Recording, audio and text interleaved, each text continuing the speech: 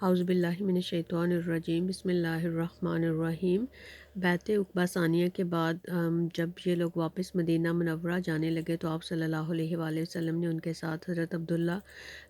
ابن مکتوم رضی اللہ عنہ کو اور حضرت موصب بن عمیر رضی اللہ عنہ کو ان کے ساتھ بھیجا تاکہ وہ ان کو اسلام کی تعلیمات سکھا سکیں۔ حضرت موصب بن عمیر رضی اللہ عنہ نے وہاں کے مسلمانوں کو نماز پڑھانا شروع کر دی اور سب سے پہلا جو جمعہ تھا وہ بھی وہاں پہ پڑھایا گیا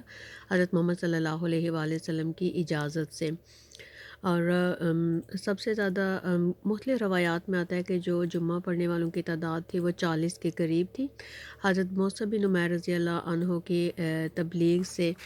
کافی زیادہ لوگ جو ہیں وہ مسلمان ہو گئے تھے۔ حضرت سعد بن معاذ اور ان کے چچا زاد بھائی حضرت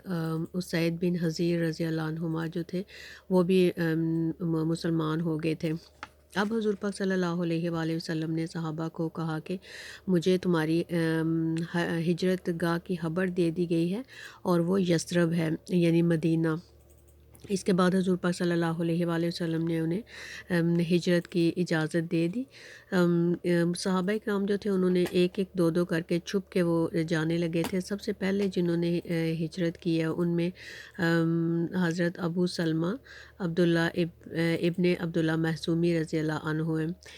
انہوں نے سب سے پہلے تنہا جانے کا ارادہ کیا ہے۔ یہ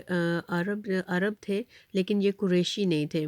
تو ان کے ساتھ جو تھی ان کی بیوی اور ان کا بچہ تھا۔ ان کی بیوی جو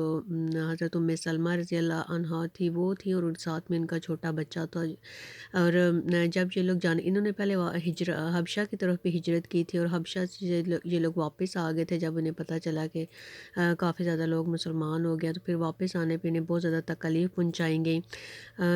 اس لیے سب سے پہلے انہوں نے ہجرت کی ہے۔ انہوں نے چھپ کے ہجرت نہیں کی، انہوں نے ظاہری جو ہے اپنی بیوی اور بچے کو ساتھ لیا۔ تو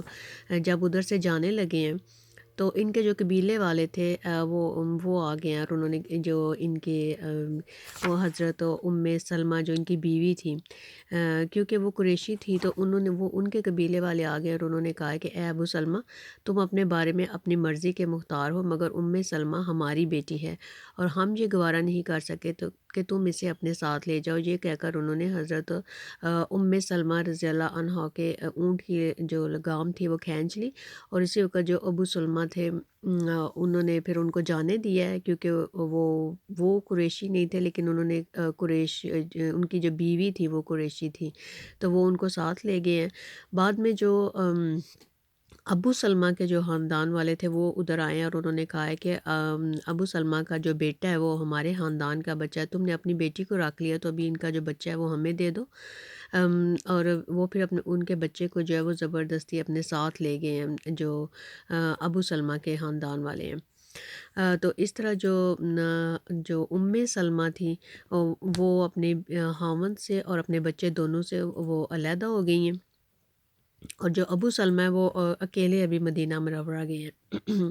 ام سلمہ جو ہیں وہ اپنے شوہر اور بچے کی جدائی کے غم میں جو ہے روزانہ صبح سویرے مکہ سے باہر مدینہ منورہ کی طرف جانے والے راستے میں جا کر بیٹھ جاتی اور روتی رہتی۔ اور ایک دن ان کے ایک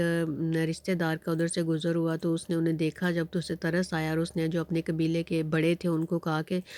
تمہیں اس پر رحم نہیں آتا ہے کہ تم نے اس کے شوہر اور بچے دونوں سے علیحدہ کر دیے، کچھ تو اس کا خیال کرو۔ تو اس طرح ان کے دل جو تھے وہ نرم ہو گئے اور انہوں نے ام سلمہ جو ہے ان کو بھی جانے کی پھر اجازت دے دی ہے۔ یہ سن کے جب انہیں ام سلمہ کو پتہ چلا ہے تو وہ پھر ابو سلمہ کے خاندان والوں کے پاس گئی ہیں اور انہوں نے جا کے انہیں درخواست کی ہے کہ میں اپنے خاوند کے پاس جا رہی ہوں تو آپ بچے کو دے دیں، تو انہوں نے انہیں بچہ دے دیا۔ تو پھر وہ راستے میں مدینہ کی طرف انہوں نے جانا شروع کر دیا ہے۔ جب انہوں نے تنہا سفر شروع کیا ہے تو یہ تنیم کے مقام پہ جب پہنچی ہیں، مسجد عائشہ جدھر ہے اس وقت وہ مقام تھا اس وقت تنیم، ادھر تک جب پہنچی ہیں تو راستے میں انہیں حضرت عثمان بن طلحہ جو رضی اللہ عنہ وہ ملے ہیں۔ یہ اس وقت تک مسلمان نہیں ہوئے تھے، یہ فتح مکہ سے کچھ عرصہ پہلے جو مسلمان ہوئے تھے، آخری بیعت جو تھا جس میں خالد بن ولید، عمر بن عاص اور عثمان بن طلحہ بھی اس میں شامل تھے، آپ اس وقت ان لوگوں میں آپ تینوں جو ہیں وہ اس وقت مسلمان ہوئے تھے۔ تو انہوں نے جب آپ کو اکیلے دیکھا تو انہوں نے پوچھا کہ آپ ادھر اکیلی کیا کر رہی ہیں، تو جو ام سلمہ ہیں انہوں نے ان کو بتایا ہے ساری بات بتائی ہے، تو انہوں نے کہا ہے کہ میں آپ کو جو ہے وہ آپ چھوڑ کے آؤں گا۔ اس وقت تک یہ مسلمان نہیں ہوئے تھے، اور یہ ان کی حفاظت کی غرض سے اونٹ کے ساتھ ساتھ چلتے رہے۔ اور پھر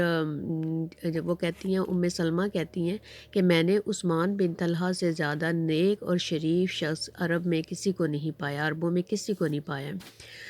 وہ بتاتی ہیں کہ انہوں نے اونٹ کی جو لگام تھی اپنے ہاتھ میں لے لی، وہ خود پیدل چل رہے تھے، اور میں اور میرا بچہ جو ہے وہ اونٹ کے اوپر سوار تھے، اور جب ہم نے رکتے تو ہم نیچے اترتے تو آپ ہماری طرف اپنی کمر کر لیتے اور دوسری طرف دیکھنا شروع کر دیتے، اور ہماری طرف دیکھتے بھی نہیں تھے، اور نہ ہی انہوں نے ہمارے ساتھ کوئی بات کی ہے۔ کہتی ہیں کہ جب مدینہ قریب آ گیا، یثرب اس وقت مدینہ نہیں کہتے تھے، یثرب کہتے تھے، کہ جب یثرب قریب آ گیا، ہمیں تو گھر نظر آنا شروع ہو گئے، تو اس وقت انہوں نے کہا ہے کہ تمہارے شوہر یہاں موجود ہیں، تو ابھی آپ جو ہیں وہ چلی جائیں۔ یہ سلمہ وہی ہیں جو بعد میں جب ابو سلمہ کے انتقال کے بعد حضرت محمد صلی اللہ علیہ وآلہ وسلم نے ان سے نکاح کر لیا تھا۔ تو یہ اس طرح جو ہے یہ پھر ادھر پہنچی ہیں مکہ مدینہ میں، اور یہ پہلی خاتون تھی، پہلی مہاجر خاتون ہے جو شوہر کے بغیر مدینہ آئی ہیں۔ اس طرح عثمان بن طلحہ رضی اللہ عنہ نے انہیں مدینہ پہنچا کر جو آپ بہت زیادہ ان کے اوپر احسان کیا تھا۔ جب مکہ فتح ہوا ہے تو اس وقت جب حضور پاک صلی اللہ علیہ وسلم سب کو ڈیوٹیز دے رہے تھے کہ کس نے کھانا کھلانا ہے حاجیوں کو، کس نے کیا کام کرنا ہے، تو اس وقت حضور پاک صلی اللہ علیہ وآلہ وسلم نے حضرت علی کو جو ہے وہ خانہ کعبہ کی چابی دی ہے، اور آپ نے جا کے کہا ہے کہ عثمان بن طلحہ کو یہ چابی دے کے آؤ کہ خانہ کعبہ کی جو چابی بردار ہیں وہ عثمان بن طلحہ ہوں گے۔ تو جب حضرت علی عثمان بن طلحہ کے پاس چابی لے کے گئے ہیں تو انہوں نے کہا ہے کہ یہ چابی تو میرا تو خیال تھا تم لوگ رکھو گے بنی ہاشم، کہ تم مجھے دے رہے ہو۔ تو حضرت علی نے کہا ہے کہ مجھے حضور پاک صلی اللہ علیہ وآلہ وسلم نے یہی بتایا ہے کہ جا کے یہ چابی جو ہے عثمان بن طلحہ کو دے کے آؤ۔ جیسے جو حضرت عباس ہیں ان کو حاجیوں کو کھانا کھلانے کا کام جو ہے ان کو ملا تھا، اور چابی جو ہے وہ خانہ کعبہ کی ابھی بھی کہتے ہیں کہ اس وقت سے لے کر ابھی جو حضرت عثمان بن طلحہ کے جو ڈسینڈنٹ ہیں، یعنی کہ جو اس کے خاندان اس کی فیملی میں سے ہیں، ابھی تک خانہ کعبہ کی چابی جو ہے وہ انہی کے پاس ہے۔ ابھی آگے جو ہے آہستہ آہستہ لوگ جو ہے ہجرت کرتے جا رہے ہیں، لیکن حضور پاک صلی اللہ علیہ وآلہ وسلم ابھی تک جو ہے وہ مکہ شریف میں ہے۔ آگے کا ذکر جو ہے ہم انشاءاللہ اگلی دفعہ کریں گے۔ السلام علیکم ورحمۃ اللہ وبرکاتہ۔